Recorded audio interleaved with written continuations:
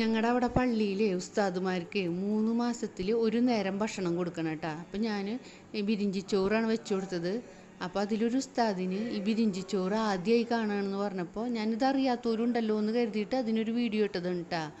അപ്പോൾ അതെങ്ങനെയാണെന്ന് വെച്ചാൽ വെളിച്ചെണ്ണയിൽ ഗ്രാമ്പു, ഏലക്ക, പട്ട, പെരിഞ്ചീരകം ഇതിട്ടൊന്ന് പൊട്ടി വരുമ്പോൾ ചെറിയ ഉള്ളി ഇട്ട് കൊടുക്കുക. ചെറിയ ഉള്ളി ഒന്ന് വഴണ്ടി വരുമ്പോൾ അതിൽ അരി എത്രയാണോ എടുത്തിരിക്കുന്നത് അതിൻ്റെ 2 ഇരട്ടി വെള്ളം ഒഴിച്ചു കൊടുക്കുക. അരി നമ്മൾ സാധാ ചോറ് വെക്കുന്ന അരി ഉണ്ട് അതിനെടുക്കുക. ഞാൻ ഇവിടെ കുത്തരിയാണ് എടുത്തിരിക്കുന്നത്. പിന്നെ അതിൽ നാളികേരം, ഒരു മുറി നാളികേരം അരച്ചൊഴിക്കുക. പിന്നെ കറുകല ഇട്ട് കൊടുക്കുക, മഞ്ഞൾ പൊടി, ഉപ്പ് ഇട്ട് കൊടുക്കുക. വെള്ളം തിളച്ച് വരുമ്പോൾ നമ്മൾ അരി ഇട്ട് കൊടുക്കുക. ഇതിന് ഇറച്ചിക്കറിയും പരിപ്പ് കറി പപ്പടമാണ് കേട്ടോ നല്ലത്.